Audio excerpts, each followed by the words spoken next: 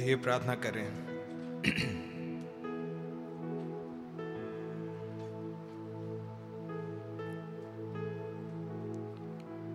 प्यारे खुदा प्रभु यीशु मसीह, बहुत आभारी और शुक्रगुजार हैं प्यारे बाप आसमानी इस प्यारे समय के लिए,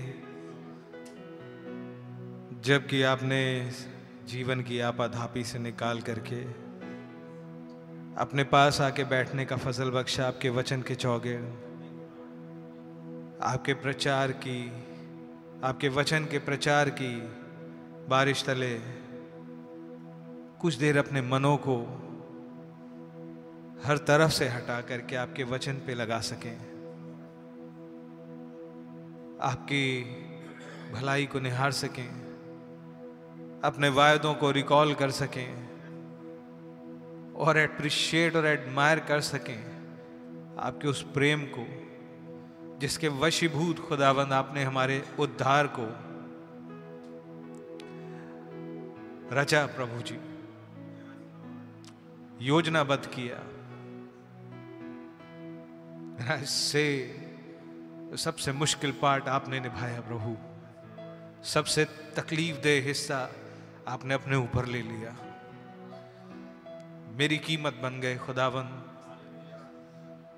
हम सिन कर्सेड थे प्रभु, कर्ज के नीचे थे, कोई होप नहीं बची थी, खून में पाप बहता था, आंखों में शर्म हया कुछ नहीं थी प्रभु, जानवर, बीस्ट।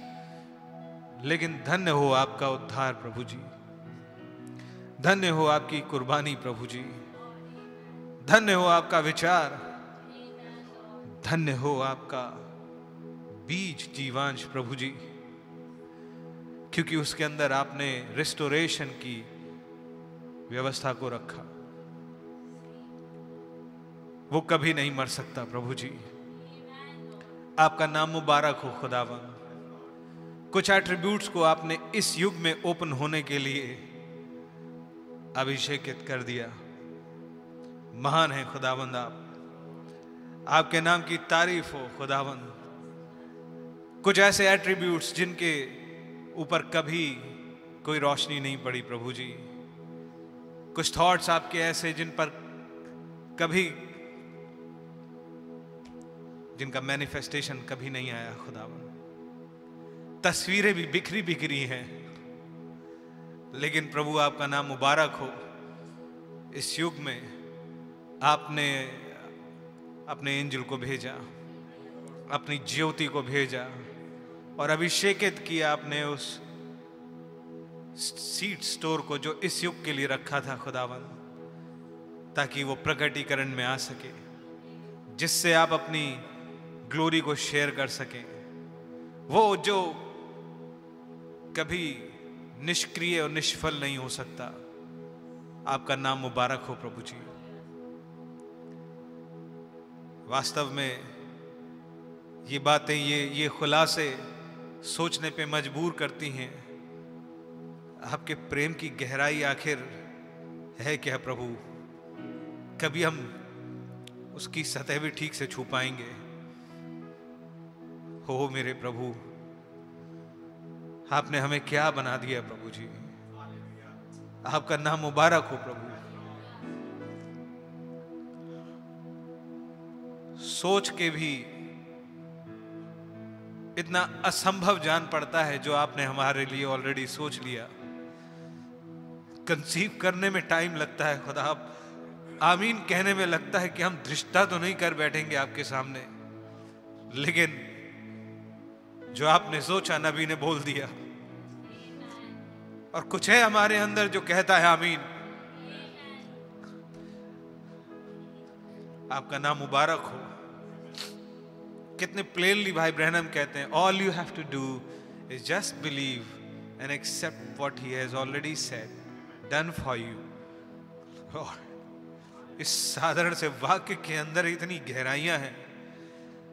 हो प्रभु जी, आपका नाम मुबारक हो। आपके प्रेम के लिए बहुत धन्यवाद प्रभु। हम अंधे, रेचिड, निर्वस्त्र, बेचारे थे प्रभु जी, कुछ नहीं बचा था प्रभु जी, लेकिन आप सब कुछ हमारे लिए ले आए। खड़े खड़े हमारी एस्टेट को बदल दिया खुदा। ऐन गुनाह की हालत में पकड़े गए,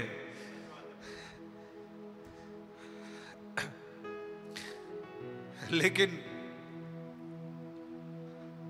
हमें भी ये फेवर मिला कि उस युग में आए जिसमें आप आ चुके, पुस्तक को खोल के ला चुके। आपका नाम मुबारक हो प्रभु जी। और कोई दोषारोपण अब कारगर साबित नहीं हो सकता, क्योंकि मेरा एडवोकेट है, सुप्रीम जज मेरा एडवोकेट बने। उन्होंने मेरे लिए क्लॉजेस को हाइड करके रखा, जिसका रेवलेशन कभी डेविल पा ही नहीं सकता, लेकिन वो हमारे लिए उपलब्ध है और आप ही उसे निकाल सकते हैं, और आप उपलब्ध हैं आज शाम यहां भी प्रभु जी। आपका नाम मुबारक हो खुदा। प्लीज हम में से प्रत्येक के हृदय से हम कलाम बात करें। हमारी मूर्ता की, हमारी अपनी सोच की हालत से हमें नहीं रेस्क्यू कर लें प्रभु, रिडीम कर लें प्रभु। हमें आपकी जरूरत है। अपने दाहिने हाथ को बढ़ा करके हमारे ऊपर भी रख दें खुदावन। हमारी सोच को पूरी तरीके से बदल दें खुदावन। इसे एक डायमेंशनल चेंज दे दें प्रभु जी, प्रभु, ताकि हम सॉल्टी हो सकें प्रभु। हमारा कन्फेशन आपके वचन के मर्म के मुताबिक हो सके लॉर्ड जीसस। और हम वास्तव में हम प्रभु जी जान सकें, जैसा कि प्रोफेसाइड है, कि आप अपने वचन के साथ क्या चाहते हैं और उसे अपने जीवनों के द्वारा प्रकटीकरण में ला सके। प्रभु प्लीज आइए, टेक चार्ज लीजिए। अपनी गलतियों गुनाहों को आपके आगे मान लेते हैं प्रभु। आपके लहू के नीचे बड़ी दीनता के साथ आते हैं प्रभु।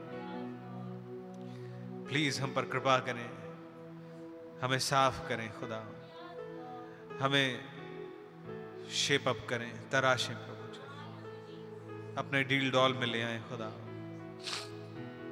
आपके साथ खड़ा करें खुदा, ताकि फायर फॉल के लिए तैयार हो सके। रैप्चरिंग फेथ में उठाएं खुदावन। तीसरे खिंचाव के लिए तैयार करें प्रभु। खुदावंद आइए, प्लीज ठीक चार्ज लीजिए इस माहौल का, इस पुलपिट का, हमारे हृदयों का। पास्टर भाई के अंदर से आप ही बात करें और हमारे अंदर से आपका बीज ही सुने खुदावंद, और फलीभूत हो मल्टीफोल्ड्स में लॉर्ड, कि आप अपनी ईल्ड को देख करके प्रसन्न हो सकें। आइए टेक चार्ज लीजिए यीशु मसीह के नाम में, आमीन। Praise the Lord. खुदा के नाम की तारीफ होवे।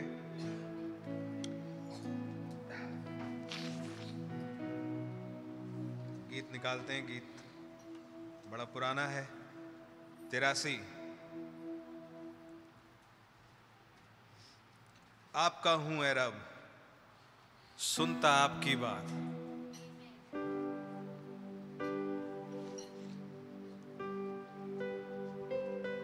जो बताती आपका प्यार। मैं ईमान के साथ, वो ईमान जो मुझे दिया गया, आमीन, आता आपके पास, आपका ही हूं तलबगार।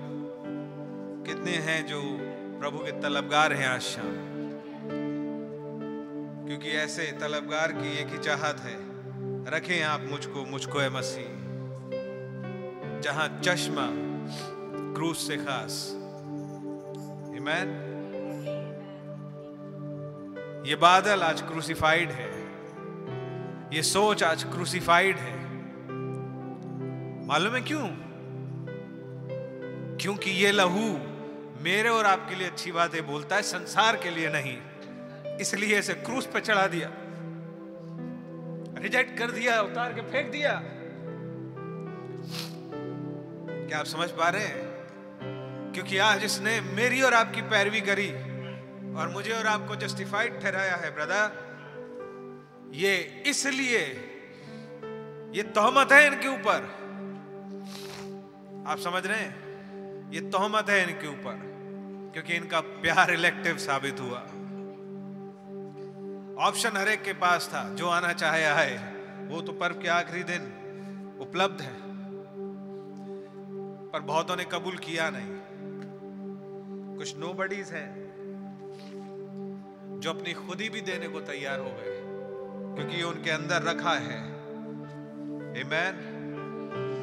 आई बिलीव कुछ यहां भी होंगे। खुदा के नाम की तारीफ हो। आफ्टर ऑल हेडशिप को कौन कबूल कर सकता है? वो जिन्हें रोटी चाहिए, वो जिन्हें सिर्फ नाम चाहिए? नहीं ब्रदर, जिन्हें कुछ नहीं चाहिए, ये चाहिए बस। वो अपने आप से नफरत करते हैं, धिक्कारते हैं अपनी सोच को, ये सोच सोच के कि उनकी जिंदगी ने कष्ट देने में बीत गई, अब तो कुछ ऐसा कर लें कि यही इनके अंदर से जी सके। आमेन। और वो समझते हैं कि वो अपने आप नहीं कर सकते, असहाय हैं। शायद यहां भी कुछ हो। खुदा के नाम की तारीफ हो। आई बिलीव दिल भर के एक विश्वासी जो इनके प्रेम में पागल दीवाना है, वो गाएगा, आपका हूं ऐ रब, सुनता आपकी बात, आपके पास आधे घंटे, 1 घंटे जिंदगी है। आमीन। खुदा के नाम की तारीफ हो। हालेलुया।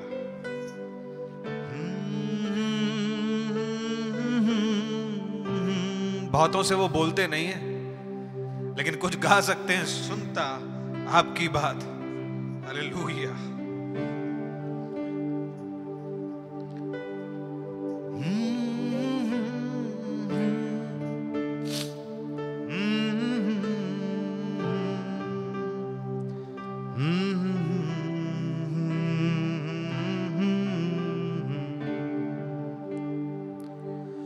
आपका हूँ ऐ रब, सुनता आपकी बात, जो बताती आपका प्यार।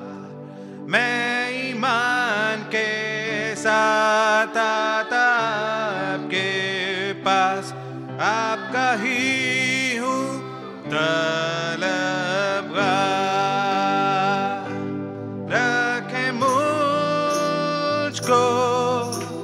मुझको ए मसीह जहाँ चश्मा क्रूस से है खास, रखे मुझको मुझको मुझको ए मसीह अपने जख्मी पहलू पर। मुझको पाकर आप कि मैं आपका काम करूं दिल से ठीक हूँ। आपकी मर्जी पाक मुझसे पूरी हो, मेरी मर्जी हो मगलूब। रखे मुझको ए मसीह जहाँ चश्मा क्रूस से खास, रखे मुझको मुझको मुझको ए मसीह अपने जख्मी पहलू पर। कैसी राहत को मिलती है जब मैं आता पाक हुजूर। जब मैं दुआ में आता आपके पास, तब आप करते हैं मसरूफ। रखे मुझको ए मसीह जहाँ चश्मा क्रूस से खास, रखे मुझको ए मसीह अपने जख्मी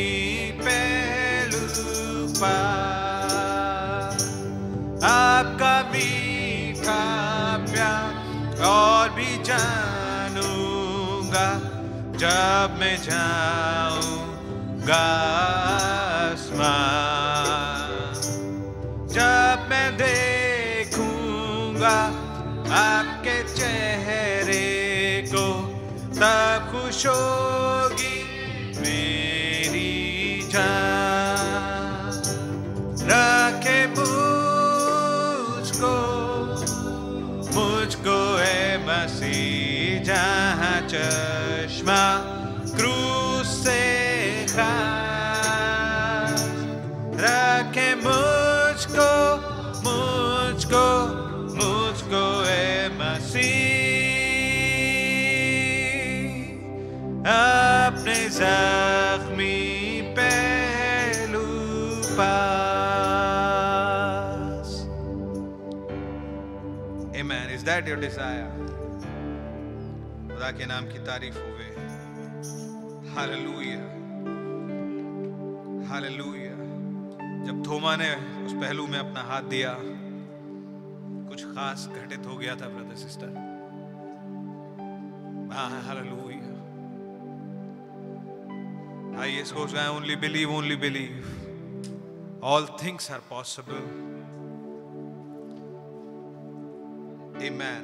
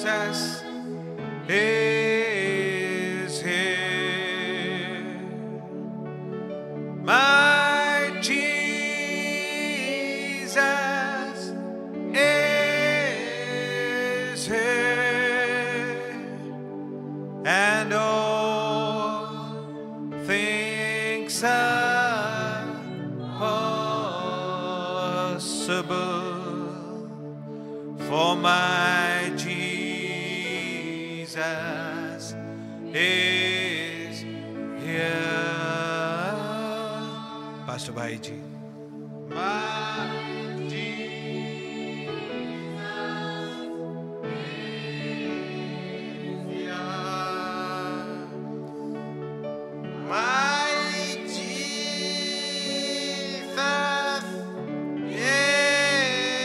is here.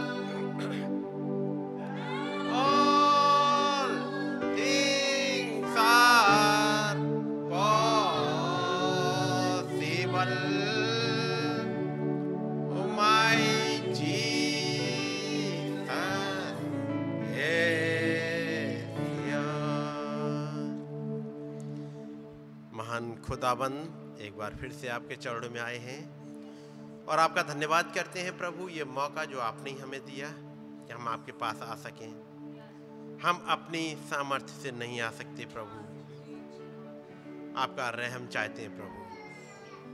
आप आइएगा, हमारी मदद करिएगा खुदाबंद, हमारी समझ को हमसे दूर कर दीजिएगा प्रभु, और आप अपनी समझ हमें उतार दीजिएगा हमारे अंदर, केवल हमारी मेमोरी तक नहीं प्रभु, बल्कि हमारे हृदय की गहराइयों तक, ताकि आपकी बातों को हम समझ पाए।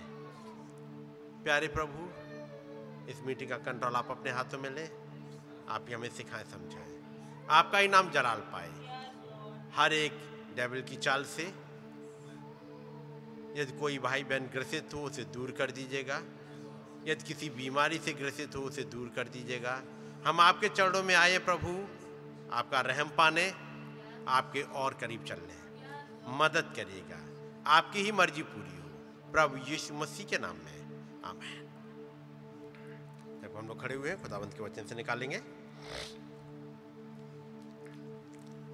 इफिसियों और उसका 4 अध्याय, इफिसियों 4 और उसकी 7वीं आयत से, पर हम में से हर एक को मसीह के दान के परिमाण से अनुग्रह मिला है। इसलिए वो कहता है कि वो ऊंचे पर चढ़ा और बंधुआई को बांध ले गया और मनुष्यों को दान दिए। उसके चढ़ने से और क्या पाया जाता है? केवल ये कि वो पृथ्वी की निचली जगहों में उतरा भी था, और जो उतर गया ये वही है जो सारे आकाश से ऊपर चढ़ भी गया कि सब कुछ परिपूर्ण करे।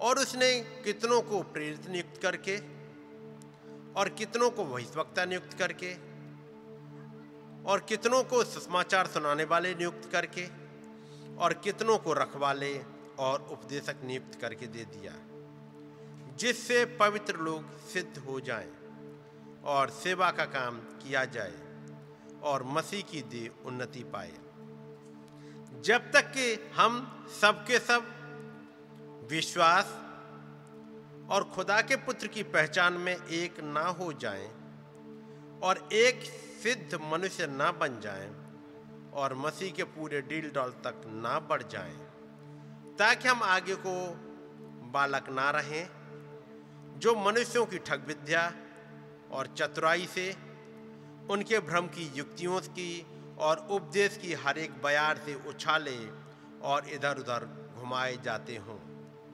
वरन प्रेम में सच्चाई से चलते हुए सब बातों में उसमें जो सिर है अर्थात मसीह में बढ़ते जाएं, जिससे सारी देह हर एक जोड़ की सहायता से एक साथ मिलकर और एक साथ गठकर उस प्रभाव के अनुसार जो हर एक भाग के परिमाण से उसमें होता है, अपने आप को बढ़ाती है कि वो प्रेम में उन्नति करती जाए। आइए दुआ करेंगे। प्यारे प्रभु, हमारी मदद करिएगा। महान सामर्थी खुदाबंद, हमारे सृजनहार, आपके नाम की स्तुति हो, आपका नाम मुबारक हो। प्रभु, हम आपके और करीब आना चाहते हैं। प्रभु, हमारी मदद करिएगा और अपनी बातों को हमें सिखाएं। एक बार फिर से सारा आदर और सारी महिमा आपको ही देते हैं, प्रभु यीशु मसीह के नाम में, आमीन। सब लोग बैठ जाएंगे। खुदावंत का नाम मुबारक हो। पिछले दिनों हम लोग इफिसियों और इसके 6 अध्याय को पढ़ रहे थे, और जबकि इफिसियों 6 अध्याय उसका 10वां पद आता है, वहाँ लिखा है, निदान प्रभु में और उसकी शक्ति के प्रभाव में बलवंत बनो। और तब उन्होंने कहा, खुदा के सारे हथियार बांध लो। और ये हथियारों को हम देखें तो 14वीं आयत आती है, और वहाँ लिखा है, एक बेल्ट है, उससे अपनी कमर कसनी है, झिल्लम धार्मिकता की पहननी है। एक बेल्ट से कमर कसनी है, एक झिल्लम लेनी है, जूतों को पहनना है, ढाल लेनी है, और टोप लेना है, और तलवार लेनी है। हथियार में क्या क्या लिया है? एक टोप, सिर का बचाव हो सके, एक तलवार ताकि आप वार कर सको दुश्मन पे, एक झिल्लम क्योंकि सिर के टोप से अकेले से काम नहीं चल रहा, झिल्लम की भी जरूरत है, ताकि कोई दिल में ही ना मार दे। क्योंकि जो तलवार वाली लड़ाई होती है वो वही वाली होती है कि सीधा सीधा, जहां वो हाथ काटने के चक्कर में नहीं रहते, वो सीधे उसको लिया और दिल में उतारा, है कि नहीं। जो वो तलवार और ढाल वाली देखी लड़ाई चल रही होती है, वो गर्दन नहीं काट रही होती, क्या कर रहे हैं, सीधे घोंपी दिल में, दिल में गई, काम खत्म। सिर वहीं का वहीं भी है, सिर बना रह जाएगा लेकिन दिल में उतार दी। तो हथियार क्या क्या है? नंबर 1, मैं नीचे साइड से चल रहा हूं, आत्मा की तलवार बचाव के लिए और लड़ाई के लिए, टोप, मैं अभी ये नहीं पढ़ रहा हूं उद्धार का टोप, लेकिन मैं पढ़ रहा हूं टोप, और ढाल, पैरों में जूते, धार्मिकता की झिल्लम, और आपकी कमर भी कसी होनी चाहिए। ढीले ढाले चलते हुए नहीं चलता, इसलिए देखा होगा आर्म, हमारी बेल्ट तो इतनी पतली होती है, लेकिन फौजी की बेल्ट इतनी पतली नहीं होती है। फौजी की बेल्ट बहुत मोटी होती है। देखिए फौजी की बेल्ट देखिए किसी ने, जो फौजी लोग पहनते हैं बेल्ट, उनकी देखी है? नहीं देखी, वो लगभग इतनी मोटी बेल्ट होती है, वो ऐसी वाली हमारी जैसी नहीं होती है। और ये सही वाले उसके देखिएगा तो उस बेल्ट में ही इतनी चीजें आ जाएंगी, तमाम हथियार तो उस बेल्ट में ही आके फंसे होते हैं। कारतूस भी उसी बेल्ट में लगते हैं, कारतूस होंगे वो भी बेल्ट में लगे होंगे, अलग से जेब में से नहीं निकाल रहे, वो बेल्ट में ही होते हैं। छोटे मोटे हथियार कई एक उस बेल्ट में रहते हैं, चाकू, छुरिया, ये वाली चीजें सब उन्हीं बेल्ट में ही मिल जाएंगी, क्योंकि उसी से लड़ते। पीठ में कहाँ से ला देंगे, जेब में कहाँ से रखे, फिर निकालने में टाइम लगेगा। ये सब वो रहते हैं एकदम रेडी। और पौलुस कह रहे हैं ये सारे हथियार ले लो। लड़ाई किससे है? दुष्ट की आत्मिक सेनाओं से है। और कहिए कि जो हमने पिछले दिनों देखा है, इतनी सेनाओं से लड़ाई है जो अनसीन में है। तलवार कहां मारोगे जाके? दिखे तब तो मारोगे, दुश्मन तो दिख नहीं रहा है और तलवार मार रही है उसके दिल में। तो ये दिखने वाले एक भी नहीं है। और तब इससे पहले कि वो 6ठे अध्याय में आए, पौलुस 5वें अध्याय में कुछ चीजों को दिखाते चले जो मैंने पिछले दिनों आपको पढ़ा। और वो था 5 अध्याय की 22वीं आयत, हे पत्नियों। 25वीं आयत, हे पतियों। 6ठा अध्याय पहली आयत, हे बालकों। 4th वर्ष, हे बच्चे बालों। 5th वर्ष, हे दासों। और 9th वर्ष, हे स्वामियों। इस वाली कैटेगरी में लगभग सब आ गए, सब। इसमें से कुछ नहीं बचता। ये 6 कैटेगरी हैं, इनमें कहीं न कहीं आप होगे। और आपकी लड़ाई इन सब जगह चल रही होती है। यदि आप बॉस हो तो बॉस के बाद भी आपके ऊपर भी कोई बॉस होगा और आपके नीचे भी कोई होगा। आप दो तरफा लड़ाई लड़ रहे होगे।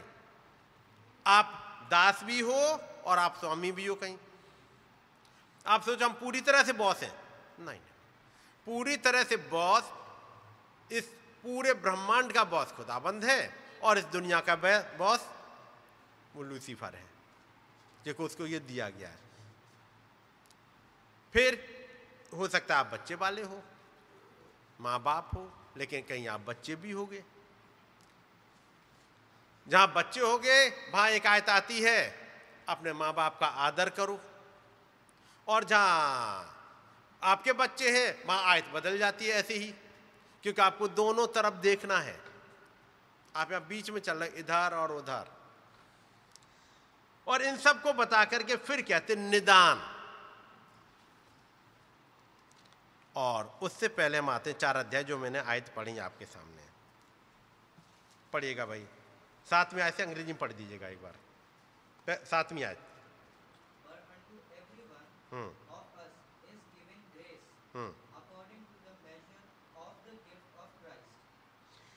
अकॉर्डिंग टू ऑफ क्राइस्ट, पर हम में से हर एक को मसीह के दान के परिमाण से अनुग्रह मिला है। अनुग्रह कैसे मिला है? By major. मेजर क्या होता है? एक नाप ठहराई गई।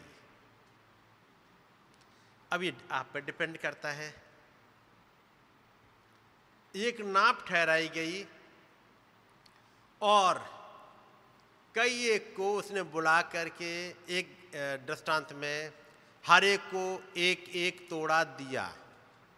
हर एक को एक एक तोड़ा दिया। पढ़ा है? पहले वाले ने क्या बताया? मैंने तेरे एक तोड़े से 10 कमाए, एक तोड़े से।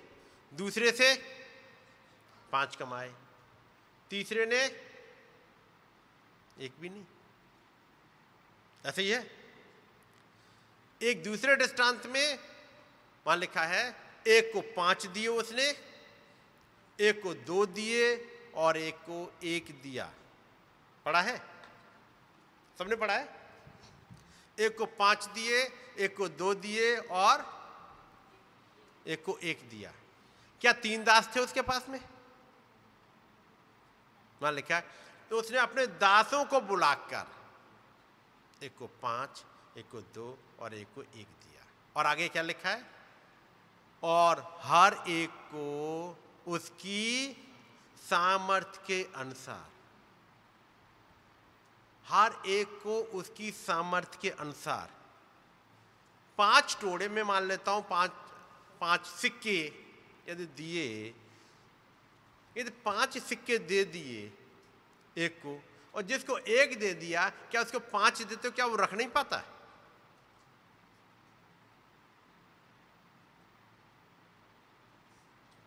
किसको पैसा बुरा लगता है? किसी को लगता है? क्या रखने में दिक्कत होती? एक को 5, एक को 2 और एक को 1 दिया। और लिखा है हर एक को उसकी सामर्थ्य के अनुसार दिया। और फिर आकर के हिसाब पूछा। जिसको 5 मिले थे उसने 5 और कमाए, जिसको 2 दिए उसने 2 और कमाए। ऐसा ही है जहां तक मैं सोचता हूं। ऐसा ही है जहां तक मैं सोचता हूं। जिसको 5 दिए तो उसने 5 और कमाए। उससे कहा जा 10 नगरों का अधिकारी हो जा। जिसको 2, है ना, जिसको 2 दिए थे उसने 2 और कमाए। जिसको 1 दिया था उसने अपना छिपा दिया। फिर उसके बाद हिसाब किताब हुआ। उससे कहा जिसके पास जो 1 है उससे वो भी ले लो, और जिसको 10 मिले हैं उसको दे दो। पढ़ा है? जब 5 वाले को 5 की ही सामर्थ्य थी और खुदाबंद ने उसको 5 दे दिए, 5 से ज्यादा वो नहीं रख पाएगा। लेकिन जब तक प्रभु आए तब तक वो 10 भी रखने लायक हो गया। प्रभु ने तो उसे 5 ही दिए थे, लेकिन वो 5 को लेके उसने कुछ करा ऐसा कि जब तक प्रभु आए तब तक वो 10 को रखने लायक है, संभाल पा रहा है 10 को। दिए तो 5 ही, हर एक को उसकी सामर्थ्य के अनुसार। उसका मतलब इसने अपनी सामर्थ्य बढ़ाई। इसने कुछ किया कि मुझ पर 5 का ट्रस्ट किया गया है, लेकिन यदि मैं बढ़ाऊं तो और ज्यादा के किया जा सकता है। और जब उसके पास 10 हो गए, उसके बाद भी उसके पास सामर्थ्य और हैंडल कर सकता है। और तब जब प्रभु ने कहा उससे 1 ले लो और इस वाले को दे दो, मैं देखता हूं उसके पास बहुत पोटेंशियल है कि नहीं, उसको 1 और दे दिया गया। सबने कहा नहीं उसके पास ऑलरेडी 10 है। उन्होंने कहा नहीं उसे दे दो, वो कर लेगा मैनेज। उसका मतलब उसने कुछ बढ़ाया। मेहनत किया। जिसको 5 दिए गए, जब प्रभु लौट के आते हैं तब तक वो 10 के 100 और से ज्यादा भी कर सकता है। 2 वाला 4 को कर सकता है, 1 वाले से 1 भी नहीं हुआ।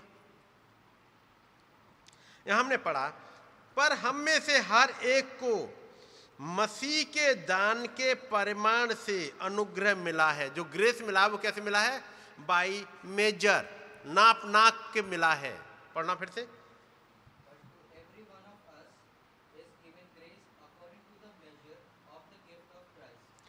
मसीह के दान के परिमाण के अनुसार, यानी ये गिफ्ट मिला है, खुदाबंद ने दिया है, एक मेजर, एक नाप के अनुसार दिया। क्या उस मेजर को बढ़ाया जा सकता है? हाँ, बढ़ाया। जिसको 5 मिले, एक दिन उसने मेहनत करी तब 6 हो गए उसके पास में, कुछ और मेहनत करी 7 हो गए, और बढ़ा, अब उसके पास 8 हो गए, और करी मेहनत, उसके पास 9 हो गए, फिर 10 हो गए। 10 के बाद प्रभु आए, कह रहे जो बचाया ना एक और, वो भी सही दे दो। उसका मतलब इसने जो इसे मिला था उसको एक्सरसाइज करना स्टार्ट किया। वो बैठ नहीं गया कि मेरे पास 5 हैं और कह रहे देखा तूने, तेरे को तो 2 ही मिले, मेरा मालूम है 5 हैं मेरे पास। वो इसमें नहीं लगा, बल्कि कुछ मेहनत कर रहा है कि मुझे 5 मिले हैं, मुझ पर ट्रस्ट किया गया है 5 का, प्रभु ने किया है, मैं जरा और बढ़ाऊं, मैं और बढ़ाऊं, मेहनत करूं, जो मुझ पर विश्वास किया गया है उसका मैं पूरा करूं। और उसने बढ़ाया।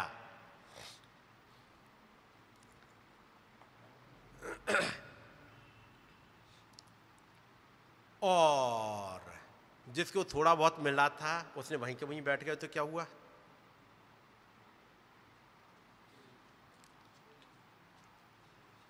जब मैं एक बात कर रहा था, चक्कर है जो वचन लिखा है, वचन भी उसमें लिखा जाता है, जिसे कहते हैं ऐसे भेदों में लिखा जाता है। नबी कहते हैं, एक दिन एक मैसेज है, जो डिमोनोलॉजी मैसेज आप लोगों ने पढ़ा है, सब नहीं पढ़ा होगा, और उसमें नबी कहते हैं एक बात को, मेरे साथ निकालिएगा, यूहन्ना 11,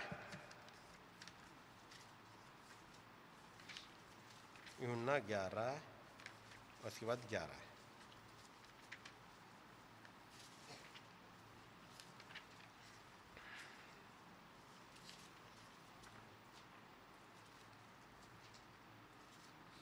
यूहन्ना 11:11 निकाल लेंगे, मिल गया? पढ़िएगा जरा। उसने ये बातें कही और इसके बाद उसने उनसे कहने लगा, हमारा मित्र लाजर सो गया है, परंतु मैं उसे जगाने जाता हूँ। हमारा मित्र लाजर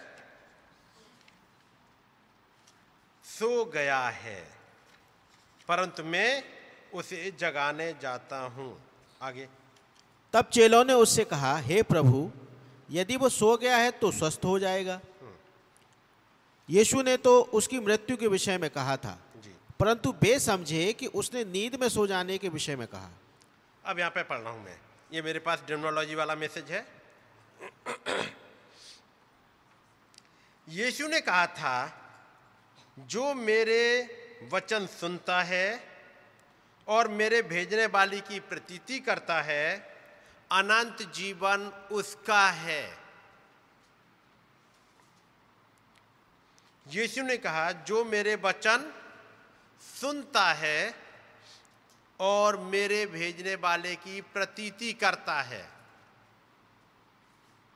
अनंत जीवन उसका है। उसने कहा था, प्रभु ने कहा, पुनरुत्थान और जीवन में ही हूं। कितने लोगों ने सुना है? हम में से हर एक ने सुना है ना? और यह भी सुना है, वो जो मेरे वचन सुनता है और मेरे भेजने वाली की प्रतीति करता है, अनंत जीवन उसका है। उसने कहा था पुनरुत्थान, ये पैरा नंबर 20 है मेरे पास, जो हिंदी की बुक है, जो डिमोलॉजी का पहला वाला हिस्सा है फिजिकल रेल, सुन लीजिएगा, घर पे देख लीजिएगा, मैंने रेफरेंस आपको बता दिया है। उसने कहा था पुनरुत्थान और जीवन मैं ही हूं, जो कोई मुझ पर विश्वास करता है यदि वो मर भी जाए तो भी जीता रहेगा, और जो कि जीवता है और मुझ पर विश्वास करता है वो कभी नहीं मरेगा। हम एक दूसरे की देहों को कब्र तक उठाकर ले जाते हैं, परंतु वो कभी नहीं मरेगा। जब भाई ने बोला और ये दुल्हन नहीं मरेगी, जब बोला उसे बोले हुए 11-12 साल से ऊपर हो गए। इस बीच में निरे अपने अजीज सो गए, लेकिन हमने तो सुना है कि ये ब्राइड नहीं मरेगी, सुना है, और कई एक उसके बाद सोते गए। कोरोना के समय पे तो बहुत ढेर सारे सो गए,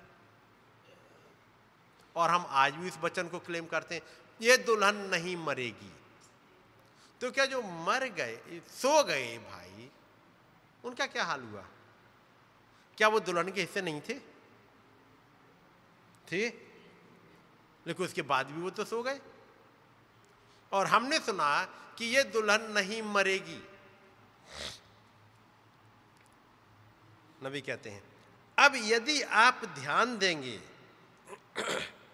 जब उसने लाजर के विषय में कहा था तो उसने कहा था लाजर सोता है, जो अभी यूहन्ना 11:11 में पढ़ा, लाजर सोता है।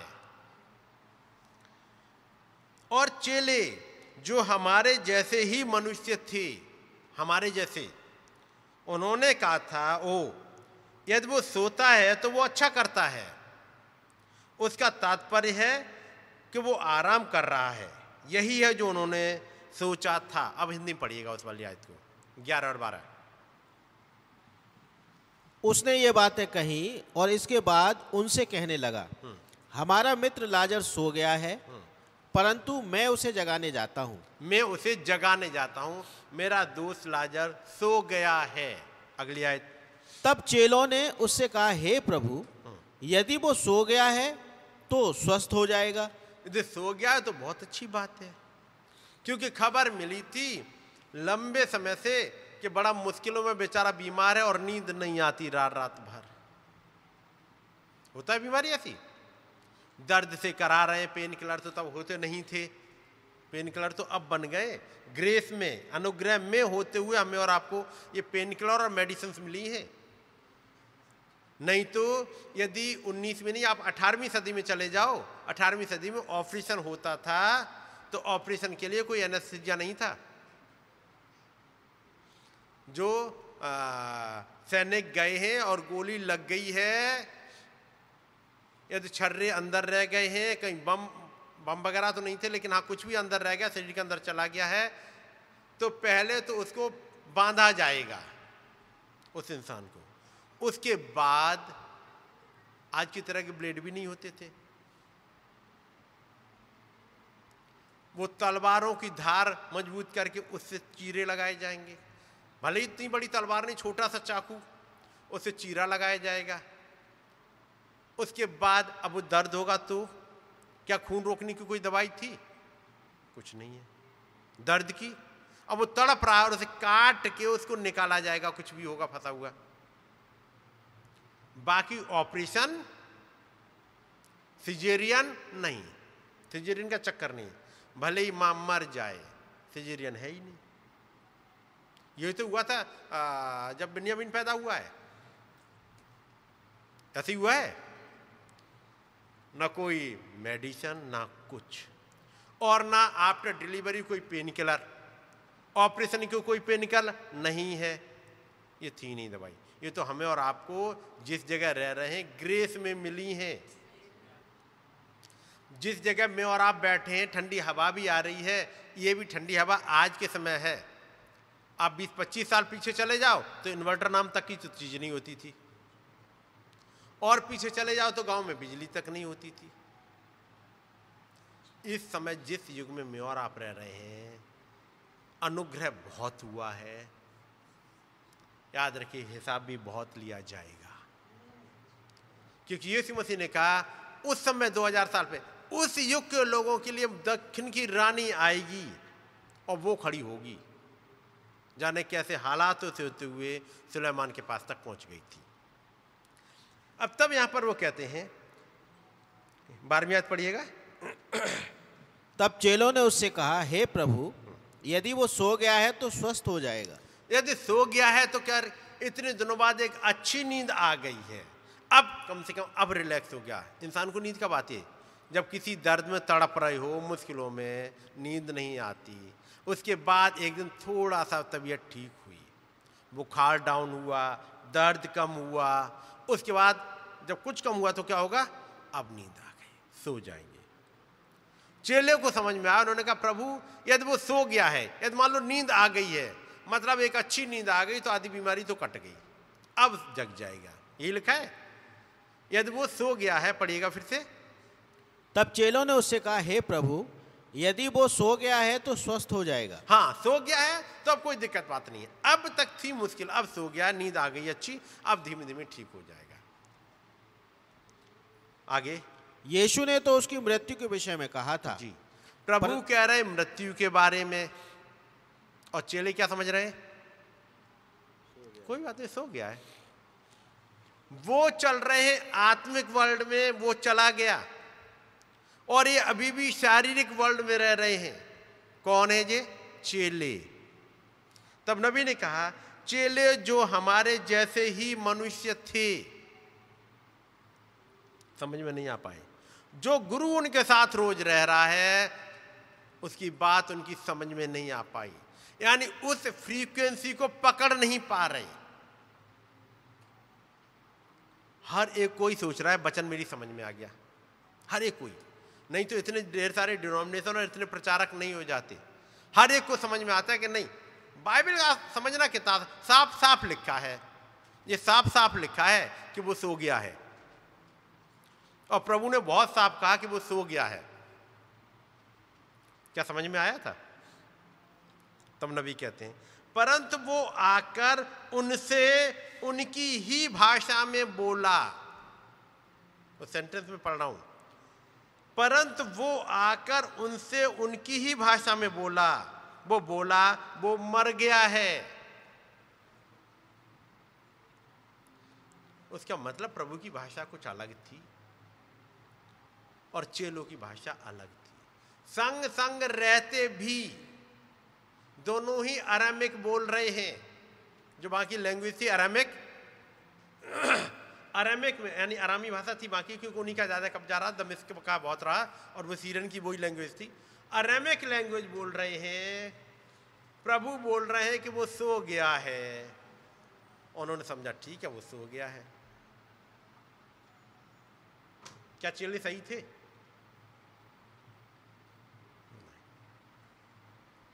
क्या प्रभु ने गलत बोला था? यदि प्रभु ने गलत बोला नहीं, चेलों ने गलत क्यों समझा? एक फ्रीक्वेंसी का चक्कर है। और नबी कहते हैं हमारी तरह के ही लोग हैं, हम और आप। अब यहां है खड़ा नबी, परंतु वो आकर उनसे उनकी ही भाषा में बोला। क्या बोला? और वो बोला वो मर गया है। यही है वो जो तुम विश्वास करते हो, लेकिन मैं उसे जगाने को जाता हूं। देखा, समझे आप? वो एक चीज समझाना चाह रहा हूं, मैं एक पॉइंट समझाने के ये बातें रख रहा हूं। कितने लोगों ने डिमोनोलॉजी का मैसेज पढ़ा है? इंक्लूडिंग मी, मैंने भी पढ़ा है, आप लोगों ने भी पढ़ा होगा, सबने पढ़ा होगा।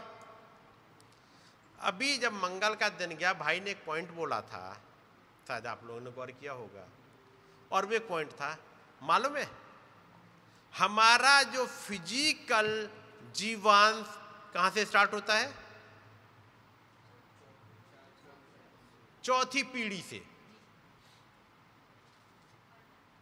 और तब भाई ने कहा हम लोग तो वो स्टार्टिंग से जोड़ लेते हैं, और वो जोड़ लेते हैं, और भाई ने भी प्रचार किया हम आदम में थे, आदम ये थे, और नबी ने भी बोला। और फिर भाई ने बोला वो चौथी उससे स्टार्ट होता है, पढ़ा था। क्या हम आदम से स्टार्ट होते हैं कि चौथी पीढ़ी से स्टार्ट होते हैं? गलत कौन सा है? क्या कोई गलत है? कोई गलत नहीं है, दोनों ही सही हैं, है कि नहीं? और आदम की तो बात छोड़ो, आदम से और पीछे चले जाते हैं, लेकिन वो भाई कह रहे हैं कि चौथी पीढ़ी से। और तब भाई ने बताया क्यों। क्या नबी ने इसके बारे में कुछ बोला? नबी ने कुछ बोला इसके बारे में? कुछ आइडिया? क्या बोला नबी ने?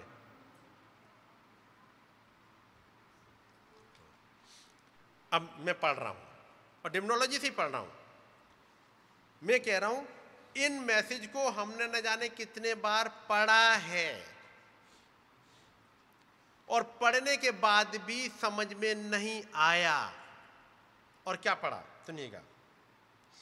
पैरा नंबर 26 है, उससे पहले नबी कहते हैं हो सकता है कल दोपहर बाद हम इसका थोड़ा सा और अध्ययन करें कुछ चीजों पे, क्योंकि मैं इस समय आपको रोग जैसी चीज के विषय में बताना चाहता हूं ताकि आप इसे देख लें। खैर, पैरा नंबर 26 हिंदी वाले में, एक समय था जब हमारा जीवांश हमारे परदादा के अंदर था। हमारा जीवांश हमारे परदादा के अंदर था। आप ये जानते हैं? तो नहीं पूछ रहे, आप ये जानते हैं? डॉक्टर ये जानता है, जिसने डॉक्टर है, जिसने स्टडी करी, उसने जो वो जैसे कहते डीएनए मैच कराना चाहा और चीजों को समझाना चाहा, यहां से उसे मिला मैच, उसके पीछे नहीं मिल पा रहा। यानी जितनी सीक्वेंसिंग उसे चाहिए और कि क्लियर करने के लिए कि इन्हीं के खानदान का या इन्हीं का बच्चा है, वो चौथी पीढ़ी से ढूंढ पाता, पीछे नहीं पकड़ पा रहा, क्योंकि इतनी ज्यादा वो हैं, नहीं पकड़ पाया। लेकिन हां, यहां से ट्रेस हो जाता है। क्यों हो जाता है ट्रेस? अब नबी कहते हैं, डॉक्टर ये जानता है। खैर, आप जो भी बाइबल के अध्ययन करता है इसे जानते हैं। आप जानते हैं जीवन का अंश या जीवन का अंकुर आपके परदादा में आरंभ हुआ कि एक जीवांश बने, और आपके दादा के जरिए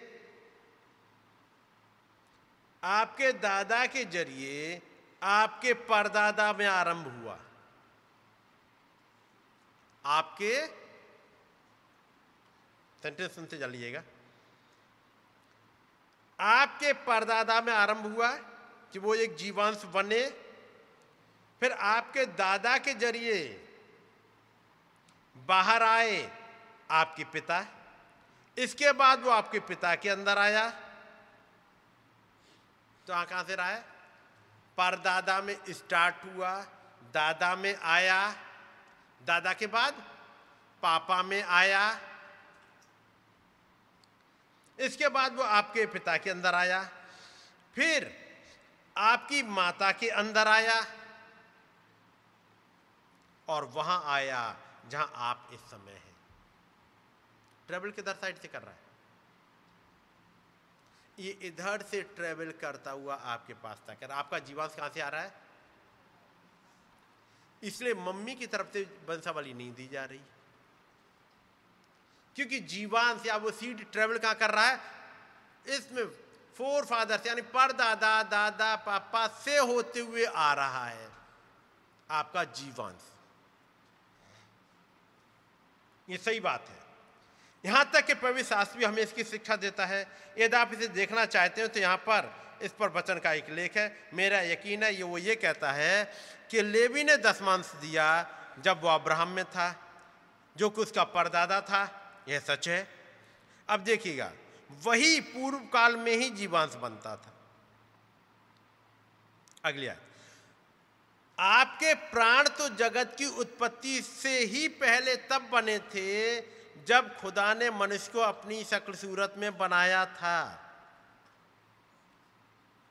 मनुष्य का आत्मा, समझ रहे हैं, नर और नारी करके बनाया। तब वो कहते हैं यदि हमारे पास टाइम होता तो हम और चीज लेते। उन्होंने पॉइंट क्लियर करा, हमारा प्राण तो वहां से बना जब खुदावंद ने कहा आओ हम मनुष्य को अपनी समानता में बनाए। ये कब कहा? जगत की उत्पत्ति से पहले या जगत की उत्पत्ति के बाद?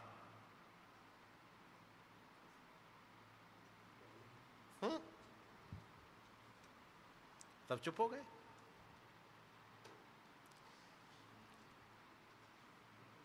प्राण आपका कब से बना जी? जगत की उत्पत्ति से पहले। हाँ, इधर से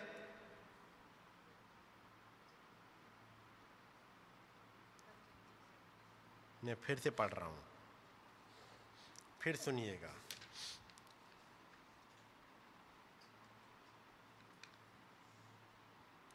अंग्रेजी वाला होता तो मिल जाता है। जब खुदा ने मनुष्य को अपनी ही शकल सूरत पर बनाया था, वहां खुदाबंद ने सोचा, प्राण बना नहीं, सोचा। पहला प्राण कहां बना? जब आदम को बनाया, और तब लिखा और नर और नारी करके उसने मनुष्यों की सृष्टि की क्रिएट किया। वहां सोचा, जगत की उत्पत्ति से पहले आपको सोचा।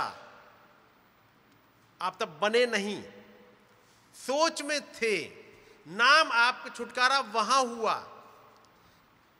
मेमने के जीवन की किताब में नाम वहां लिखा गया जब आप पैदा भी नहीं हुए हो, आपका प्राण तक पैदा नहीं हुआ है। वहां सोचा, फिर खुदाबंद ने कहा आओ मनुष्य को हम अपनी समानता में बनाएं। ये अब बोल रहे हैं। फिर उन्होंने सृष्टि की। जब आदम का प्राण बनाएंगे उसी में तो बनाएंगे। और उसके बाद जब शरीर का नंबर आया तब आपके परदादा से, शरीर परदादा के पास से निकल आया, प्राण आदम के पास से। ठीक है नहीं? खुदाबंद की सोच में ये शरीर भी जगत की उत्पत्ति से पहले है। रिडेम्पशन की योजना उनकी जगत की उत्पत्ति से पहले की है।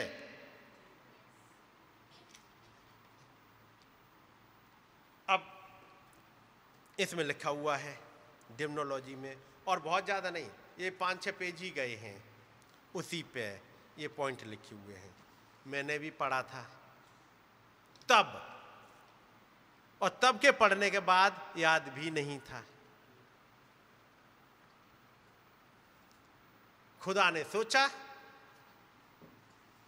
सोचा, नबी ने बोला, हमें याद तक भी नहीं। और वचन कहता है विश्वास सुनने से। विश्वास किससे आता है? सुनने से। सुनने से, पढ़ने से। अब विश्वास आए कहां से? कुछ याद तो रहे। विश्वास आएगा किस पे? वचन पे। वचन तो याद तक नहीं है। मेरी बात समझ रहे? विश्वास क्यों नहीं आ पाता है?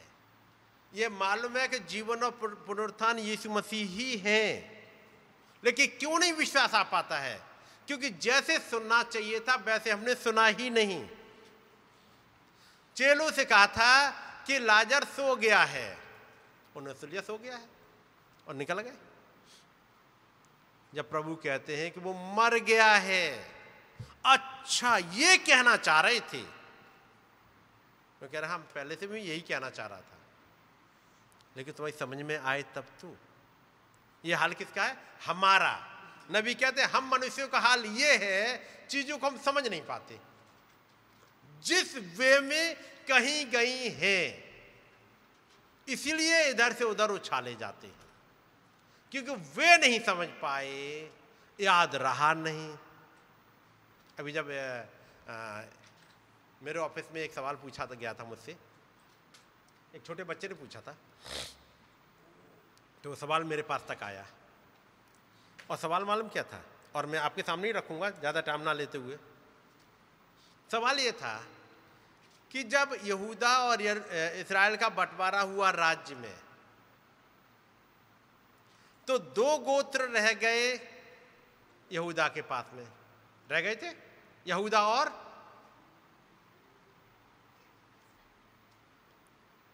दो गोत्र जो यहूदा की तरफ रह गए।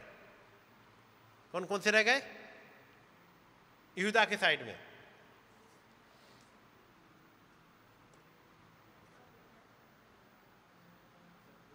आप देख पा रहे हैं?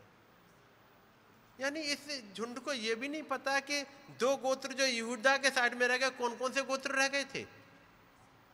हैं? यहूदा और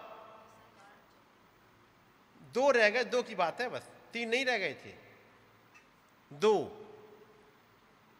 यहूदा और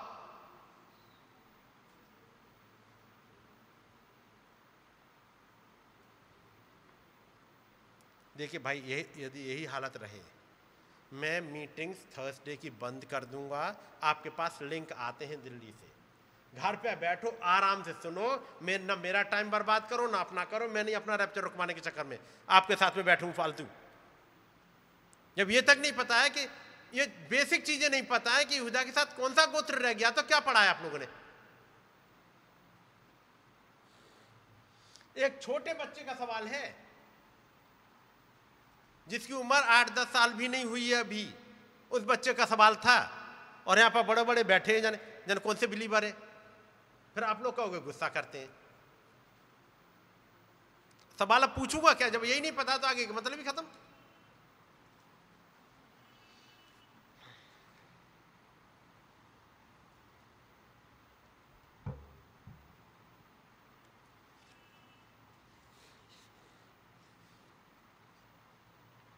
मुझे रियली सोचना पड़ेगा कि मैं जैसे मैंने ट्यूसडे की मीटिंग रोक दी थी, यहाँ पे घर पे बैठो आराम से, बैठे बैठे सुनो आराम से, ताकि आपको यहाँ आके भागना ना पड़े,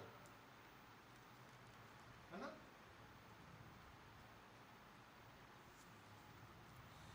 ट्यूसडे की मीटिंग चर्च में कब से स्टार्ट हुई थी? चर्च में लगाए थे, कब से स्टार्ट हुई थी? चर्च में लगना ट्यूसडे की डायरेक्ट, कुछ आइडिया? एक समय था जब चर्च में लगना स्टार्ट हुई, कब? लगभग कितने साल हो गए होंगे?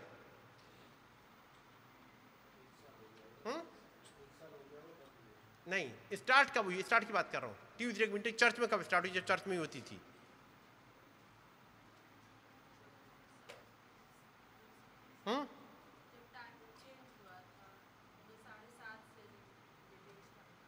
हाँ हाँ,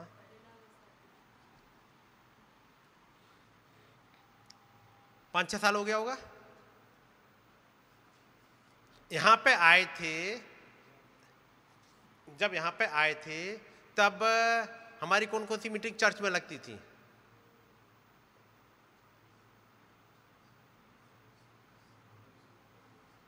एक तो संडे की मीटिंग होती थी चर्च में, और एक थर्सडे की होती थी जी, और सैटरडे की डीवीडी चलती थी, और काफी समय पहले से लाइव भी आना स्टार्ट हो गया है। कोरोना से पहले लाइव आना स्टार्ट हो गया था। हो गया था स्टार्ट, लाइव आना स्टार्ट हो गया था मेरे विचार से 17-18 के आसपास स्टार्ट हो गया था लाइव, या नहीं? और ट्यूसडे की जब से लाइव स्टार्ट हुआ तब से हम लोगों ने भी लाइव देखना स्टार्ट किया था, करा था। ट्यूसडे की मीटिंग भी लाइव देखते थे जी। हाँ, 9 बजे वाली घर पे देखते थे, फिर जब 7:30 पे स्टार्ट हो गई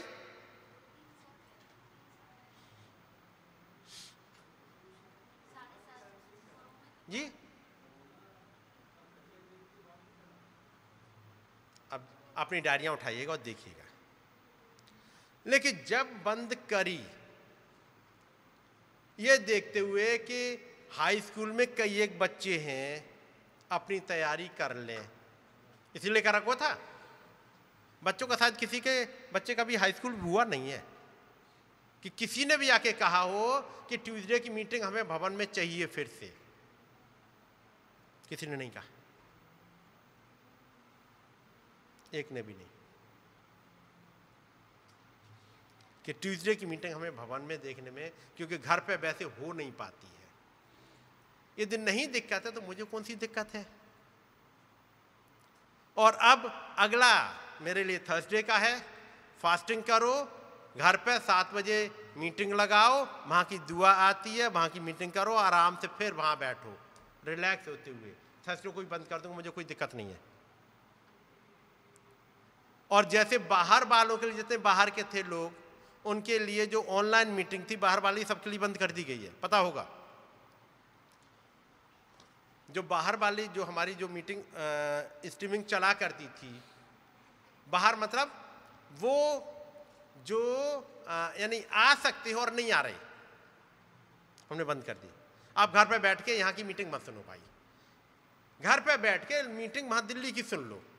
ये वाली थर्सडे की कहीं बाहर नहीं जाएगी। बाहर मतलब जो चर्च के लोग हैं,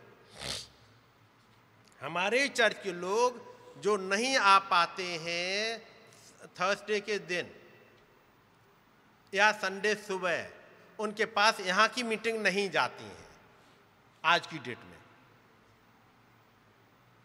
जो आ सकते हैं और नहीं आते हैं, या कई एक और जगह थे जिन्हें मतलब नहीं जाता था, हमने सारे हटा दिए, ग्रुप ही चेंज कर दिया है। अब उस ग्रुप से जाती नहीं लिंक। कारण जिनको नहीं मतलब है उनको क्यों टाइम बर्बाद कराएं। क्योंकि कई एक जगह कमेंट आते थे, बातों को बहुत ज्यादा खींचते हैं।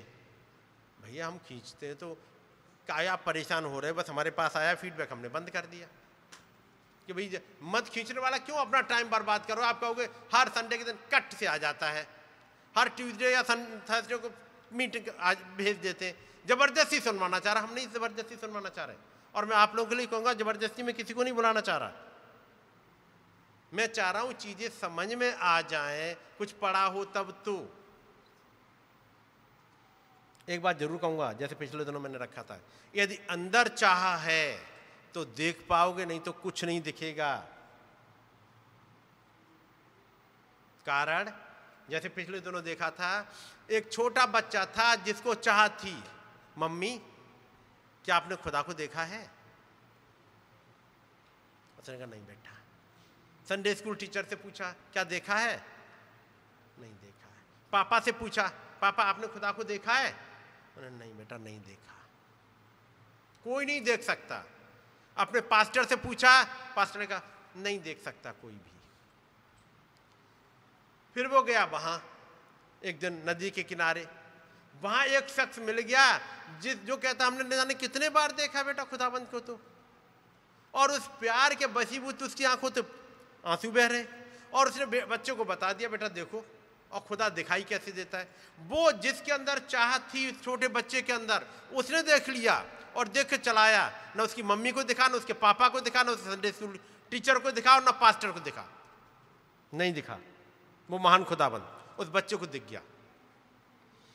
जैसे बच्चे ने पूछा था कि जब यहूदा की तरफ यहूदा और बिन्यामीन रह गए थे, यहूदा और बिन्यामीन ये 2 गोत्र रह गए थे, बाकी 10 गोत्र उधर चले गए थे, तो मंदिर की सेवा फिर कौन कर रहा था?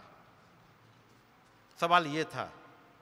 यदि 2 गोत्र इधर रह गए थे और 10 गोत्र उधर चले गए थे, तो क्या लेवी गया कि नहीं गया उधर फिर? क्योंकि इधर तो यहूदा और बेंजामिन रह गए। तो यहां के मंदिर की सेवा में कौन बैठेगा अब? क्या यहूदा के लोग करेंगे मंदिर की सेवा, या बिन्यामीन को लोग करेंगे? जो वचन के अकॉर्डिंग गलत है। क्योंकि मंदिर की सेवा केवल और केवल लेवी कर सकते हैं, लेकिन 10 गोत्र तो उधर चले गए। सवाल ये था 10 गोत्र उधर चले गए, 2 गोत्र यहां रह गए, तो मंदिर की सेवा अब कौन करेगा? क्या सवाल ठीक था? बच्चे की, जो छोटा सा बच्चा है 7, 8, 10 साल का, क्या उसकी क्वेरी ठीक थी? और जब उसका सवाल आया तो उन्हें समझाना पड़ा, देखो ये और ये और ये। मैं यहां नहीं समझाने जा रहा, मैंने केवल एक पॉइंट बताया।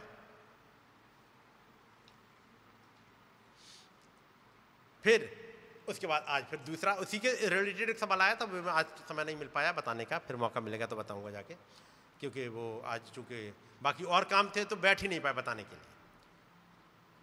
एक जिसे क्वेरी है वचन की, उसे समझ में आया।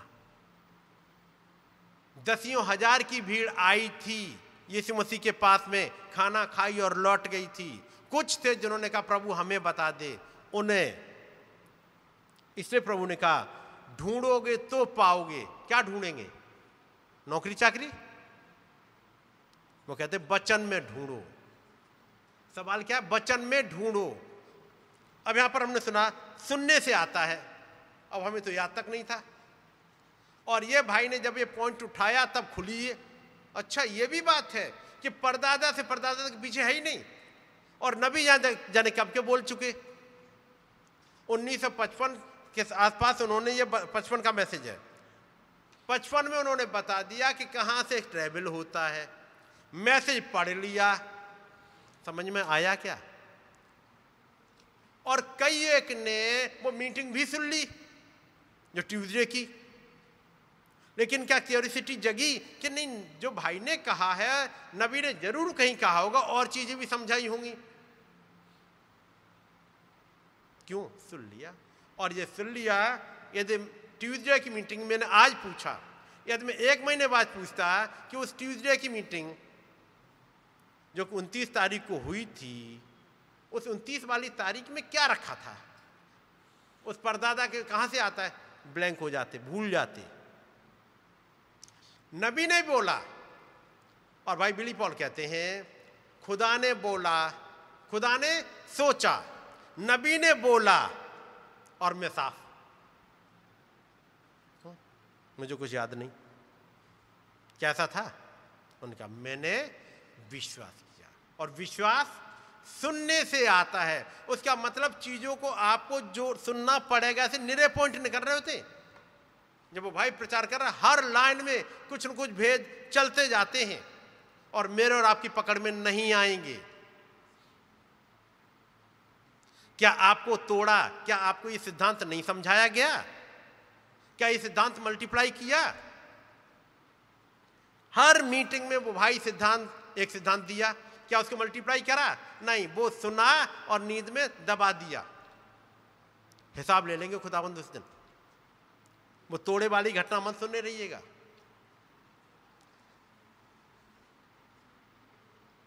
चलिएगा, मैं वापस आता हूं कुछ हिस्से पे। अब मैं पढ़ रहा हूं यीशु का पक्ष लेना वाले मैसेज से। मैं सार्वजनिक तौर से भाई नेविल से कहना चाहता हूं, अतः आप में से प्रत्येक से यह कहना चाहता हूं, ठीक जिस तरह से मैं आपसे व्यक्तिगत रीत से बात कर रहा था, हर एक से। तब वो कहते हैं, और वैसे ही मैं सोचता हूं, विश्वास करता हूं, शिक्षा देता हूं कि खुदा ने आदमियों को अपनी कलीसिया की अगुवाई सौंपी है, जो उसके लोग हैं। ये जो मैसेज प्रचार किया है, यीशु का पक्ष लेना, आप लोगों ने पढ़ा है ना? क्या क्या मुख्य पॉइंट, एक आधे याद हो? ये मीटिंग में, चलिए पॉइंट में, क्योंकि वो जाके बाकी देर होती जाएगी। इस मीटिंग में, ये मीटिंग में बता दूं, ये जफरसन विले में हुई है, ब्रह्मण टैबरनेकल में ही। ठीक है, केवल भाइयों के लिए, याद रखिए, केवल भाइयों के लिए, यानी बहनों को मौका नहीं मिला था। उस समय भाई बुलाए गए थे, और जब भाई बुलाए गए थे उस समय की बात है। अब यहां पर वो कहते हैं, मैं पढ़ दे रहा हूं पहले एक दो पैरा एक साथ।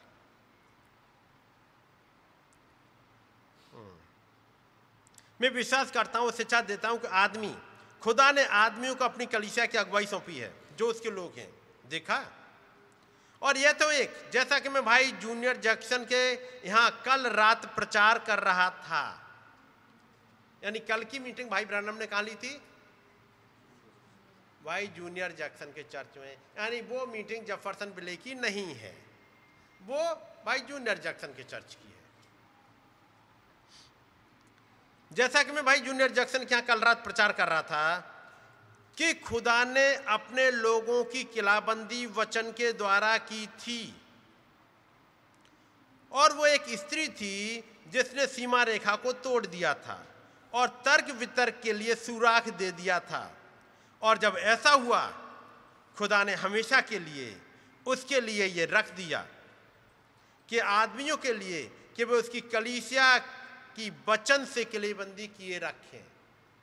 ठीक है, अगली लाइन। अब मैं भाई नेबल को थोड़ा सा प्रोत्साहित करना चाहूंगा, उनसे व्यक्तिगत रीत पर बातचीत करते हुए। मैसेज मैं बता दूं कब का है, 1 जून 1962। मैंने ध्यान दिया था, नबी कह रहे हैं, कब की बात है, मैंने ध्यान दिया था कि कल रात मीटिंग कहां हुई थी, जूनियर जैक्सन के यहां। कल रात 2 या 3 बार हृदय के भेदों का समझ जाना मुझसे आ टकराया था जब मैं मंच पर था, और मैं पलटा क्योंकि मैं उससे उतना दूर बने रहना चाहता था जितना कि रह सकता हूं,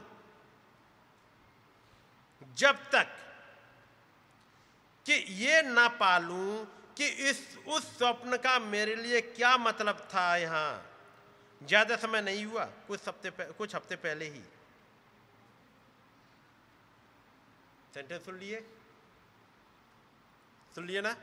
अब मैं फिर से पढ़ रहा हूं एक बार को, क्योंकि इसी पॉइंट को रखे हुए फिर मैं बंद करूंगा, लेकिन एक चीज समझ में आ जाए, मैं इस दूसरे पॉइंट पर नहीं जाऊंगा, ताकि हमारे लिए एक पॉइंट मिल सके घर पर जाएं जब दुआ करें।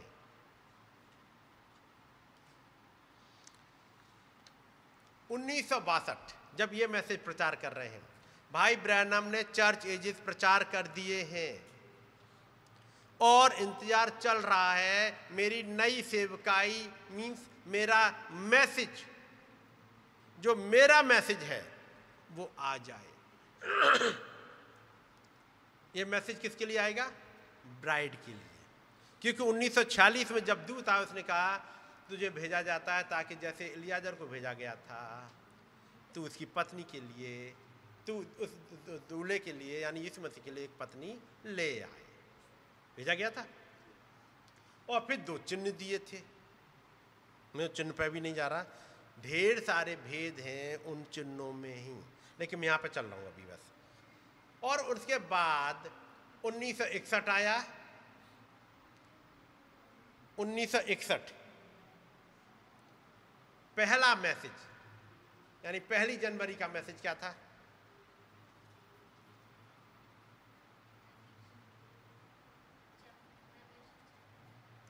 रेवलेशन चैप्टर 4 है यार। कितनों को पता है कि रेवलेशन चैप्टर 4 था, वही था। रेवलेशन चैप्टर 4 ये है, और मुझे आत्मा में उठा लिया गया, चर्च एजेस ओवर हो गए। अगली साल का मैसेज क्या आ रहा है, और मैं आत्मा में उठा लिया, एक आवाज को सुना यहां ऊपर आ जा, और चैप्टर 4 की स्टार्ट हो रही है। ठीक है, जैसे ही चैप्टर 4 आया अब उसके बाद चलेंगे, वो प्रचार करेंगे, 10 कुआरियों वाला भी हिस्सा आएगा, डैनियल के 70 सप्ताह आएंगे उसी समय, 1961 में आ रहे हैं, डैनियल के 70 सप्ताह आएंगे। और तब कह रहे यदि ये ना समझाऊं तो वो मैसेज जो आ रहा है आप समझ नहीं पाओगे, बाकी चीज समझ में आई ही नहीं। तो अब वो क्या कर रहे हैं, ये चीजों को समझा रहे हैं। फिर आ गया 1962, कुछ लोगों ने सपने देखे, भाई ब्रैनम को सपने बताए हैं, जूनियर जैक्सन के चर्च में एक दिन पहले प्रचार करे हैं, और जब वो जूनियर जैक्सन के चर्च में प्रचार कर रहे हैं तभी कहते डिसर्नमेंट आ टकराया, डिसर्नमेंट आ टकराया, यानी कुछ चीज जिसे कहा जाए खुल गई। और तब वो कहते हैं और मैं पलटा, क्योंकि मैं उससे उतना दूर बने रहना चाहता था जितना कि रह सकता हूं। यानी जो आ रहा था मैं उसे बोलना भी नहीं चाह रहा, बार बार आके टकरा रहा है। कौन? एक खुलासा किसी स्वप्न का, और कह रहा है मैं दूर रहना चाहता हूं। जब तक मैं ये ना पालूं कि स्वप्न का मेरे लिए क्या मतलब था। यहां हाथ में सब्बल आया है, उन्होंने एक पिरामिड का वो हिस्सा खोल दिया है जिस पर कभी रोशनी नहीं पड़ी है, और फिर उन्होंने भाइयों से कहा कि इस पर निगाहें डाले रखना, बोला था।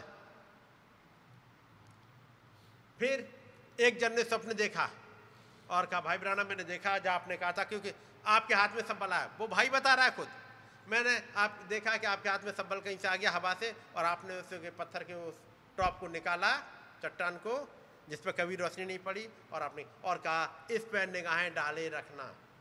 पढ़ा है? किसने देखा था?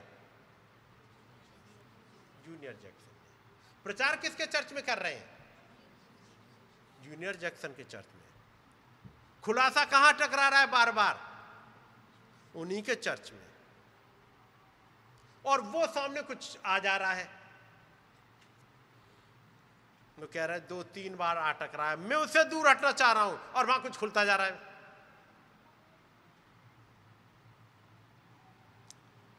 नबी कहते हैं फिर, और कह रहा है मुझसे, मैं यही इंतजार में हूं।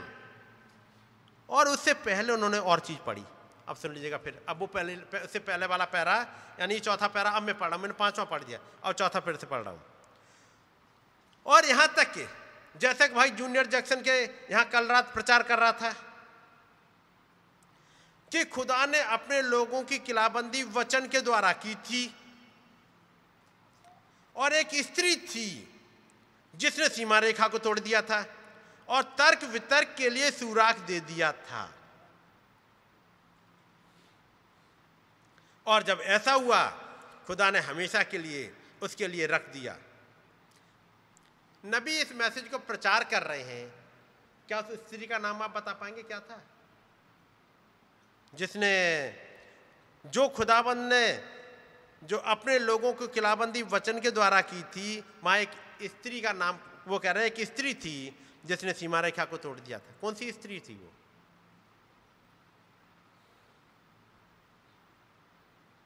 वो स्त्री कौन सी थी, नाम पता है कुछ? जोर से बोलो भाई। नहीं, कोई नहीं बोलेगा जी। हब्बा। कितने लोग कहेंगे हब्बा थी? हमें किसी में हाथ नहीं उठाना, आप जो चाहो से कहते रहो। एक तरह से वो हब्बा ही थी, शारीरिक तौर पे हब्बा ही थी। आत्मिक तौर पे जूनियर जैक्सन मंच पे बैठे हैं, और भाई ब्रानम कह रहे हैं, और वो हब्बा थी जिसने वचन के लिए अपने तर्क वितर्क के द्वारा उसने जगह दे दी थी। उस स्त्री ने,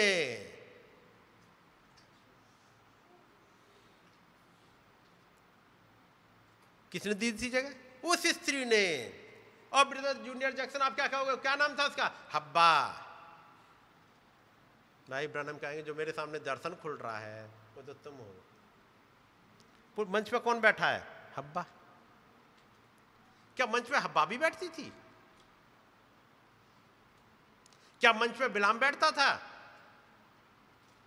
जब भाई ब्रानम ने कहा, और भाई आपका क्या हाल है, जब उन्होंने सरपेंट सीड वाले उस टॉपिक पर लेकर के जब वो बातचीत कर रहे हैं, सुनाओ ना। बॉर्डरलैंड से कौन बैठा हुआ था? बिलाम, जिन्होंने 1946 में भाई ब्रानम के साथ बहुत दिन चले।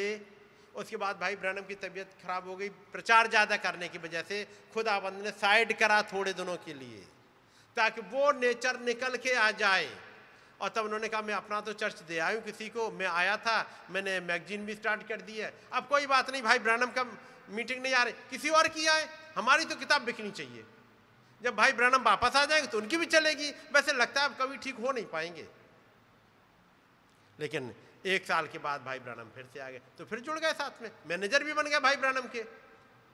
उसके बाद फिर अलग, ये उछाले जाते, आ जाते फिर चले जाते, आ जाते उछाले चले जाते। कौन? तो पुलपिट पे बैठा कौन था? बिलाम।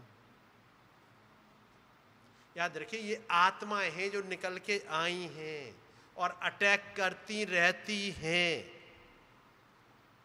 इसलिए खुदाबंद ने एक काम करा। वापस आते हैं, पढ़िएगा इफिसियों 4 और इसकी 9वीं आयत। उसके चढ़ने से और क्या पाया जाता है? केवल यह है कि वो पृथ्वी की निचली जगहों में उतरा भी था, और जो उतर गया ये वही है जो सारे आकाश के ऊपर भी चढ़ गया कि सब कुछ परिपूर्ण करे।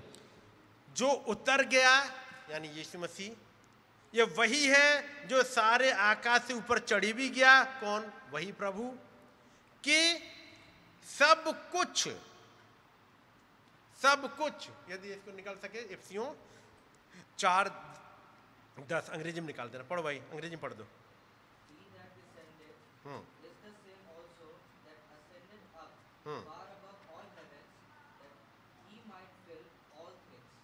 कि वो सब कुछ परिपूर्ण कंप्लीट कर दे, लेकिन वो अब कंप्लीट कर नहीं सकता क्योंकि वो तो चला गया। तो परिपूर्ण करे कैसे? जो उसकी प्लानिंग है अपनी सिद्धता को लाए कैसे जमीन पे? 11वीं आयत उसकी। उसने कुछ को प्रेरित नियुक्त करके। किसने? इंसान ने। ये प्रेरित को अपॉइंट करा किसने? इनको अपॉइंटमेंट लेटर, इनको अथॉरिटी दे कौन रहा है? वही महान लोगोस, वही महान पवित्र आत्मा। कारण क्या है? क्योंकि इनको तो ले गया बांध के, अभी और रह गए हैं, इनको भी सिद्धता तक पहुंचा दे। लेकिन सिद्धता तक पहुंचाए कैसे? उसका तरीका है। क्या करा उन्होंने? पढ़िएगा 11वीं आयत। उसने कुछ को प्रेरित नियुक्त करके। इन्होंने प्रेरित नियुक्त करे कि ये सिद्ध हो सकते हैं इनके अंडर। प्रेरित नियुक्त। अगला।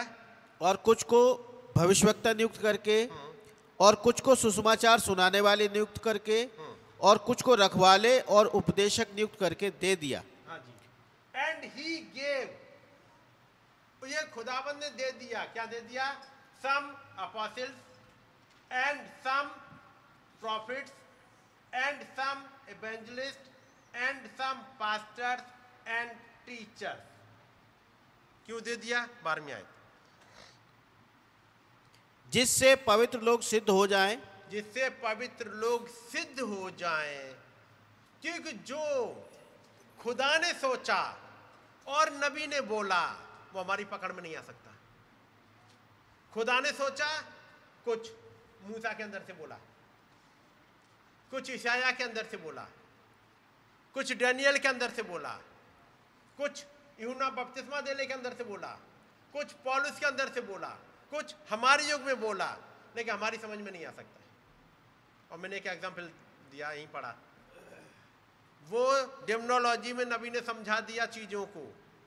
नबी ने बोल दिया, किताब टेप रिकॉर्ड हो गए, किताब बन गई, ट्रांसलेट हो गई, हमारे हाथों में आ गई और हमारी समझ में नहीं है। यीशु का पक्ष लेना यहीं पर ट्रांसलेट हुई, यहीं पर प्रिंट हुई, जाने कितने बार पढ़ी गई। और हब्बा बैठी है पुलपिट पे, वो मंच पे, पुलपिट पे नहीं, मंच पे को हब्बा बैठी है। नाम हब्बा नहीं है, नाम क्या है? Junior Jackson. फिर आगे कुछ ख्वाब थे और उन्होंने बताया आज महान एलिया प्रचार करेगा। सुनने वाला है ही नहीं कोई। पढ़ा है कि नहीं? और नबी के सामने दर्शन खुलते जा रहे हैं और वो रोकते जा रहे हैं। मैं उससे हटना चाह रहा था, वो बोल भी नहीं रहे। और इन्होंने कभी भी नहीं बोला भाई ब्रानम ने 1965 तक जूनियर जैक्सन के बारे में। नहीं बोला। जब वो चले गए, अब वो एक्शन दिख रहे हैं, वो बताएंगे कि नबी कह क्या रहे थे। कौन समझाएगा? वो सेवकाइयां जिन्हें खुदावंद ने विंडिकेट किया हमारे लिए। यदि हमारे लिए अब हमें सिद्धता पहुंचानी, इस जगह पर प्रॉफिट आ चुके, अपोस्टल्स आ चुके, अब कुछ चाहिए टीचर, प्रीचर, एवेंजलिस्ट खुदावंद ने रख दिया हमारे लिए। और यदि वही मैसेज हम ना सुन पाए, सुने तो अपनी आराम तलबी में। ट्यूसडे के मैसेज क्यों समझ में नहीं आती? आधी तो नींद होती है, घर के काम भी होते संग संग, क्योंकि घर पे बैठे आराम से। और ट्यूसडे की मीटिंग बंद हुए लगभग 1-1.5 साल हो चुका है, लेकिन ये आराम तलबी क्यों छोड़े? सुकून का है, आराम से बैठो, घर पे बैठ के सुन लेंगे। मैं ये नहीं कहने जा रहा कि आप ट्यूसडे कब लगा दीजिएगा, क्योंकि मैं नहीं लगाने जा रहा। घर पे ही बैठ के सुनो, आराम तलबी में रहो, और ज़्यादा होगा तो थर्सडे की बंद कर दूंगा। आराम से रहो, धूप में गर्मी में आप लोगों को आना पड़ता है, मजबूरी में भागना होता है, आराम से बैठ के वो भी सुनो, वहाँ से आ जाएगी मीटिंग डायरेक्ट। मोबाइल उठाया, खट से सुनो। संडे का चर्च करने कोई दिक्कत नहीं है, मुझे कतई दिक्कत नहीं है। ये आप लोगों की मर्जी है, जैसा चाहें, लेकिन हालात यही रहे कि कोई जवाब नहीं देना है तो आराम से बैठो। ये तो आप मीटिंग सुन पाए होंगे जब भाई सुनील लाजरस ने इस संडे की बात थी शायद ना, संडे की सुबह की मीटिंग भाई सुनील लाजरस ने ली थी। पिछले बारी मतलब इस संडे की, इस संडे सुबह की भाई सुनील ने ली थी, सुनील लाजरस ने।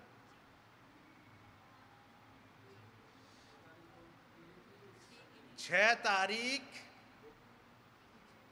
संडे था, 6 तारीख संडे था, उन्होंने एक मीटिंग ली थी। फिर गुड फ्राइडे के दिन मीटिंग ली थी।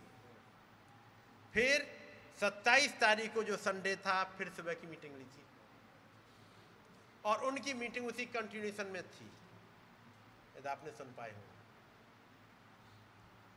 अब अच्छा पता नहीं लग पाया इस बार भाई सुनील लाजरस ने ली थी या भाई टाइटस ने ली थी या किस भाई ने ली थी। मैं कहूँगा अब ये पूरी सीरीज भाई सुनील लाजरस की तीनों की तो सुन ही लो। ये 2 सुन ली तो तीसरी भी सुन लो, क्योंकि वो जिस हिसाब से वो डिमोनोलॉजी वाले हिस्से पर चल रहे, आप समझ नहीं पाओगे कहाँ डिमोनोलॉजी अटैक करती है, ये डीमंस कहाँ अटैक करती हैं, नहीं पकड़ पाओगे। अटैक कर जाती है और समझ में नहीं आती। इसलिए खुदाबंद ने अनुग्रह में होते हुए गिफ्ट्स रख दिए। और याद रखिएगा, यदि खुदाबंद ने आपके समझने के लिए रखे हैं तो समझ में आ जाएंगे, और नहीं रखे तो यीशु मसीह ने कहा लाजर सोता है, चलो। तो थोमा कह रहा है चलो हम भी उसके साथ मरने को चले। जब तक उनसे पूछा ही नहीं वो नहीं बता रहे प्रभु कि नहीं। इसी तरह से खुदाबंद ने सोचा, नबी ने बोला, और खुदाबंद ने सेवकाइयाँ ना रखी हों जिनका हम लोग संडे या ट्यूसडे या थर्सडे से सुन लेते हैं। अपनी आदत में बना लो कि मीटिंग मिस ना हो जाए। नहीं सुन पाए, संडे की मीटिंग यहाँ हो रही है सुबह की, तो नहीं सुन पाओगे डायरेक्टली, टाइम निकालो, क्योंकि एक दिन आएगा जिस दिन रैप्चर हो जाएगा कि नहीं। और याद रखिएगा, रैप्चर इवेंट बहुत बाद में आती है, रैप्चर की प्रोसेस बहुत पहले स्टार्ट हो जाती है। 2 अलग हो गए बहुत पहले से, हस्बैंड वाइफ अलग हो गए, 2 भाई अलग हो गए, 2 बहनें अलग, यानी कब से? जब इवेंट घटी। अच्छा वैसे जब इवेंट घटेगी क्या लोगों को पता चल जाएगा तुरंत? नहीं। जब इवेंट घट गई, मैं इवेंट घटने की बात करूं, इवेंट घट गई, क्या पता लग गया था तमाम भीड़ को कि यीशु मसीह जमीन पे आ गए हैं? मसीहा जमीन पे आ चुका था, एंजल्स ने अनाउंस कर दिया था, कुछ गडरियों को खबर मिल गई थी, कुछ को पता लग गया था, बाकी को अगले 30 साल तक समझ में नहीं आया कि मसीहा जमीन पर आ चुका है। अगले 30 साल। आज की डेट में जब ये प्रोसेस स्टार्ट के बाद घटना भी हो जाएगी, मैं कहूंगा कईयों को पता भी नहीं लगेगा। आप सोचोगे नहीं रैप्चर हो जाएगा, हमें तो अगले दिन पता लग जाएगा। नहीं पता लगेगा, क्योंकि नबी ने कहा इतना सीक्रेट होगा, इतना सीक्रेट होगा कि आप समझ ही नहीं पाओगे कि ये रैप्चर हुआ है इनका। कारण शायद कहीं गया, पता नहीं लगा, उसके बाद पता नहीं, मिल नहीं रहा, कहीं फोन स्विच ऑफ आ रहा है, फोन कर रहे हैं सुनने में नहीं है, कुछ है नहीं। यही कह रहे हैं ना, शायद वो लड़की कहीं चली गई होगी, कुछ हो गया होगा उसके साथ में। यानी इतना वाला सीक्रेट कि वो शख्स कहीं जा रहा था, वहीं से गायब कर दिया खुदाबंद ने, उसके घर से गायब ही नहीं करा कि आप पता कर लो कि वो चला गया है।